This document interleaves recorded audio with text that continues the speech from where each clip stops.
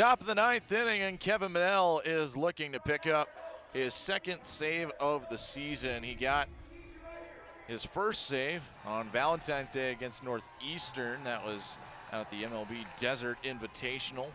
He went an inning and got 2 strikeouts, but also had 2 walks in that appearance as well, as he looks to find that second save of the season. We've seen some various guys try and go and close games out. We saw Price Bender get a save not too long ago. Jay-Sean Unger has one as well. He got one in the Omaha game earlier in the week. But Mannell looking to pick up his second. First pitch on the way to Williams is in there for a called strike. Danny, you said the last time Mannell had a save was on Thanksgiving, correct? Or excuse me, Valentine's Day. I don't know where Thanksgiving came from. Thanksgiving is in November. Thanks, pal. I mean, most of these guys aren't playing fall ball that late. I really don't know where that came from. But now, yes, it was Valentine's Day. So you could say he's trying to keep it romantic for the Huskers in this one. Sure, and have some turkey and stuffing with them. That is what they're Christmas and Easter in there as well. Goodness. Well, you got to have some Cadbury eggs while you're opening your presents.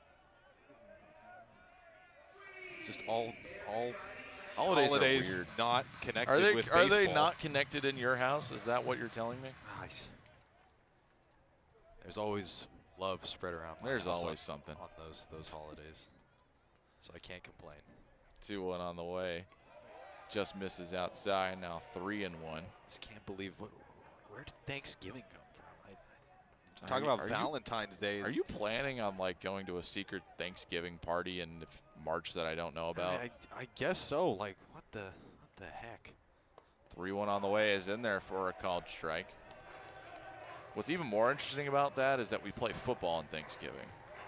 We don't even play baseball unless you're playing winter ball in the Caribbean islands. Then it's a little different. Listen, there's a ball involved, Danny. Yeah, it's a sport. Football. I don't know. 3 balls and 2 strikes here.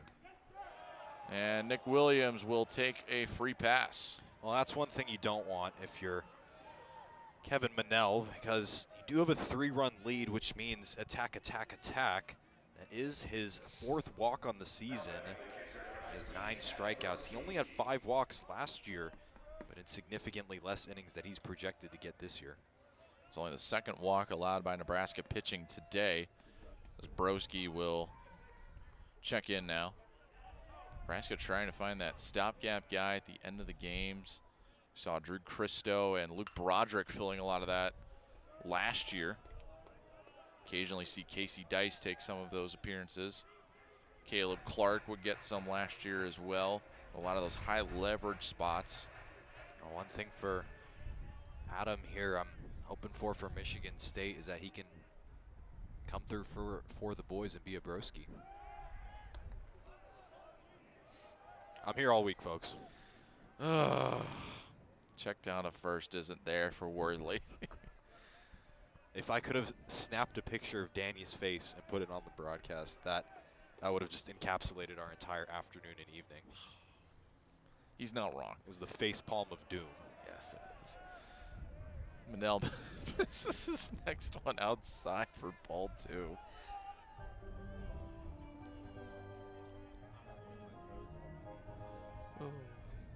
This game started at 4:05 Central Time. We were supposed to start at 2:05, but we had a 2-hour delay to share turkey and mac and cheese for some weather that never showed up. Whatever you eat during the holidays. Exactly. The rain never came. So and it's still not here. It's not here. It's just been very overcast, and it was cold. Foggy for a second, and it's still not. 3-1 on the way is a high fly ball. Butenbach coming in, calling everyone off. I don't think he can see it, and it drops in for a hit. Rhett Stokes never slowed down, and Butenbach never could find the ball. This is what I'm confused about, Danny. I told you a couple innings ago I didn't think Butenbach saw a line drive that he caught. And the same situation here. You can see it early on. He just has no clue where it is. I guess the sky is looking a little like this color of the ball, the same shade as the ball, but I don't know, that white contrasts the gray pretty decently at Haymarket. So, and there's definitely no lights he's looking at. So I really don't know what's going on out there in right field. Yeah, unfortunate turn of events there for Nebraska, as they now have, the Spartans have 2 runners on with nobody out. There is some light throwing going down in the bullpen, but it is still Manel going right now as Rob Childress will take a visit. I'd say it's a little more than light throwing, but the pitcher who is warming up, we can't tell you who it is because he does have his warm-up jacket on still. The fact that he has his jacket on tells you he's really not close to ready. Or it's cold. Or yeah, right. I can't tell you what the temperature is for another 4 minutes. Oh, there you go. Exactly. We got to wait until after the bottom of the hour. I understand. Man of schedules. Gotta keep a schedule. Danny, the Huskers need to be careful though, because now the tying run has gotten to the plate. They need a ground ball and quickly. First pitch is low for ball 1. If you're the Spartans, this is exactly how you treat this inning. 1 batter at a time. A couple of things fall your way, and you've got 2 on with nobody out. Got Williams on second, Broski on first, and Manel runs inside. Now 2-0. It's Jay-Sean Unger that's down in the bullpen for Nebraska getting loose. And for those of you wondering, he did just strip off his warm-up jacket. 2-0. That's in there for a called strike for Manel. That's a good pitch to settle him down. Interested to see if he can do it again, or maybe some off speed coming. Isaac Sturgis is 1 for 3 today with a base hit, a ground out, and a fly out. The 2-1 is roped foul and out of the park. That was another good pitch from Manel. Thought the possibility of a slider or some type of off speed would creep in. Not there, it just went right back with the fastball. And Danny, Isaac Sturgis is the next, or has the most power on this lineup other than Randy Seymour, so he is the guy you want up. 2-2 on the way. Fouled again. That was coming right at us. My arms aren't long enough to reach that. You can go Mr. Fantastic on him. Yeah, that might be dangerous.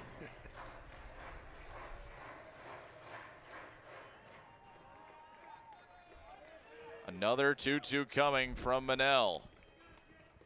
Checks the runners and deals outside for ball 3. That was a real non-competitive pitch from Kevin Manel. Not ideal for the Huskers, but Danny, this might be the most important pitch of the ball game so far. Only one place to put him. 3-2 is launched into right center field, and it's gone! Isaac Sturgis has tied this game up. It's 4-4. An absolute rocket to tie this game. Well, we thought the possibility of another off-speed pitch was coming again, and Sturgis was looking for one thing and one thing only. He got it. He did not miss it, Danny. Right there, looked like a fastball from up here in the booth. That's exactly what it was. And off the bat, no chance for Moyer or Butenbach. And the Huskers are going to make a pitching change. Things are out of hand now. So that'll do it for Manel. Jay-Sean Unger is coming in. Michigan State has tied this game at 4. We'll be right back on Big Ten Plus. Back here in Lincoln as a new arm is on the mound for Nebraska. It is Jay-Sean Unger. Kevin Manel chased from the game, and here comes Jay-Sean Unger to stop the bleeding. Manel wasn't able to get an out here in the 9th, but the sophomore Blair, Nebraska native will come on to try and get the Huskers. Well, I mean, the Huskers will get to extra innings, but, or at least the bottom of the 9th. They will get to the bottom of the 9th. Excuse me, got there in the end, but Jay-Sean Unger, his last game against Omaha on the 3rd of March, he picked up the save, had 1 1/3 innings pitched of solid ball, gave him a couple walks. He did strike out a couple hitters However, got a ground ball and a fly out. So we'll see if he can stop the bleeding for the Huskers here. It does have a 5.14 ERA this year in 7 innings. Parker Pico is going to pinch hit here for Murphy, as Unger misses outside for ball 1. Parker Pico, the transfer from Alabama. He's 1 for 13 in his last 5 games, but he did lead the team in triples and was second on Alabama in home runs. Or excuse me, he was with the Spartans last year. He was in Alabama in 2024, and he led the team last year in triples and was second in homers, RBIs, and slugging percentage. 1-1 count on Parker Pico. And that nearly got him.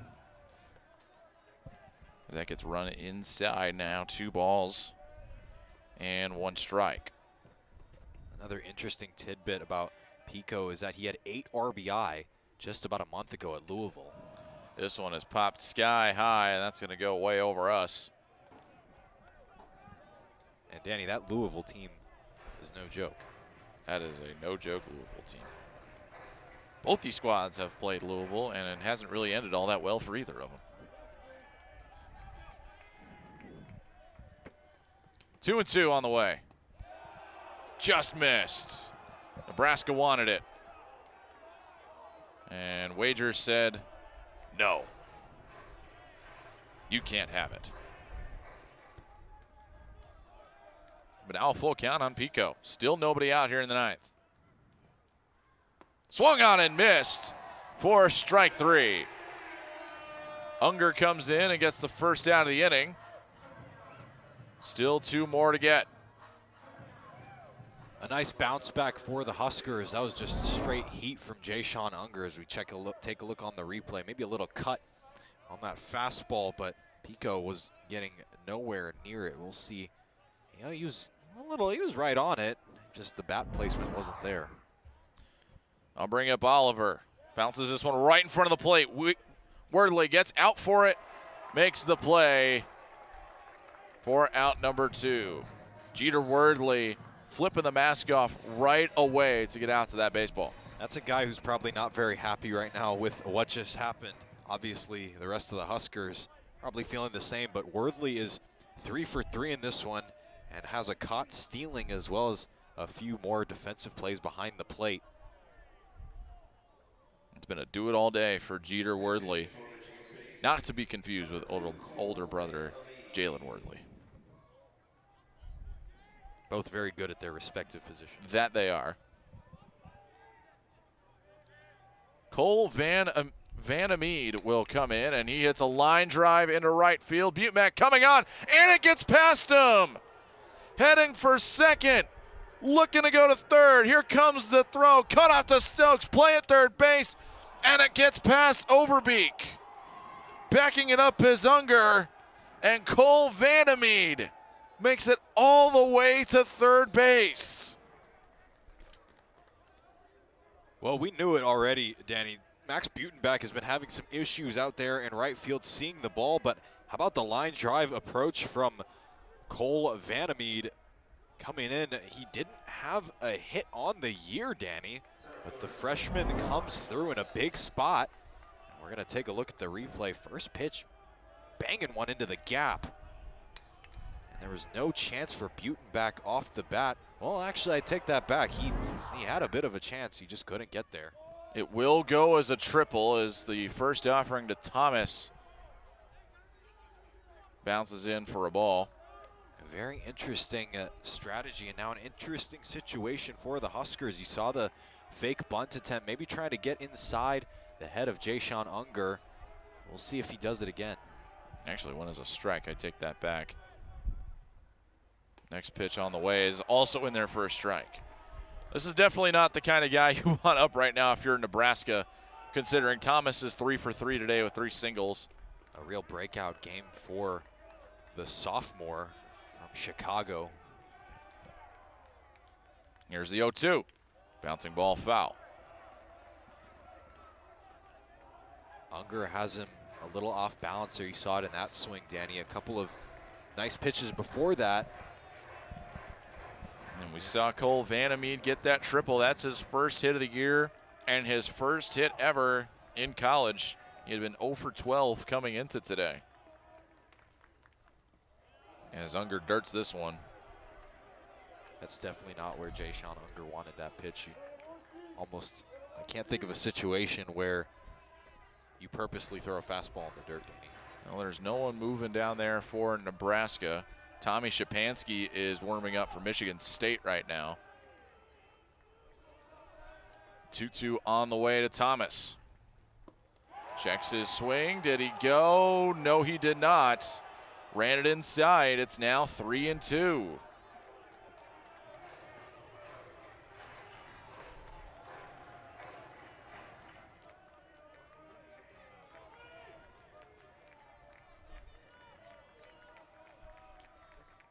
Three-two on the way.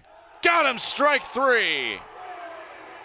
Jay-Sean Unger gets out of the inning, but not before a massive 3-run homer ties this game up. Isaac Sturgis with his second bomb of the year ties us up at 4. We're going to the bottom of the 9th inning after a huge 3-run home run, but Jay-Sean Unger gets out of the inning to limit the damage. It's 4-4 between Nebraska and Michigan State. You're watching Big Ten Plus.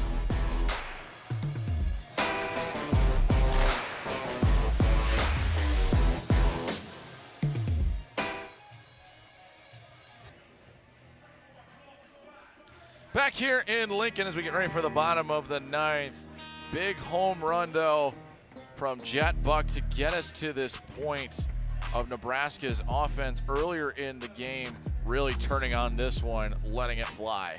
Jet Buck has been a do-it-all player today for Nebraska's offense, getting on base, stealing a base, and then getting it into scoring position for the Huskers to take the lead earlier in this game. That was all the way back in the 2nd, and then a huge blast off his bat in the bottom of the 6th to put them up 2-1 at the time. It was pivotal. But Danny, these Spartans have a lot of fight in them.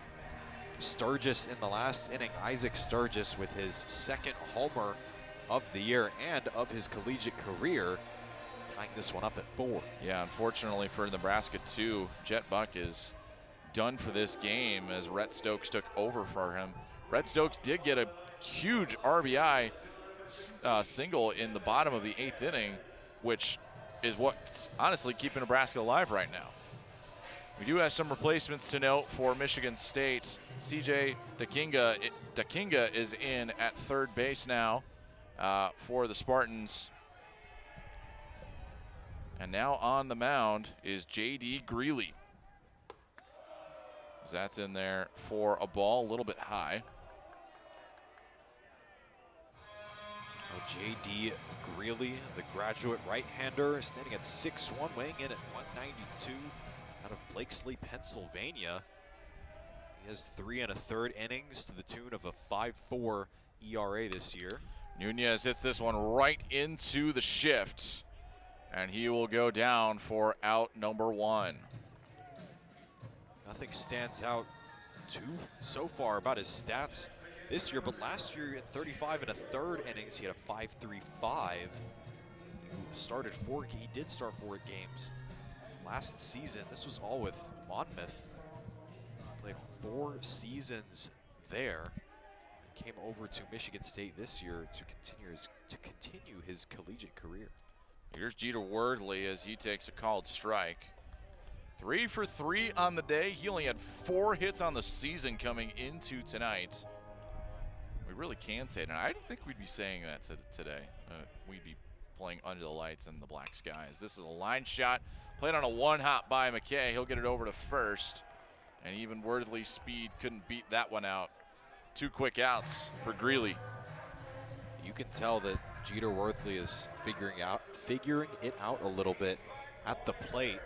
He's seeing the ball well, even though that one didn't find the outfield grass. It was still a great approach, and I'd assume that was at least 90 miles, 95 miles off the bat.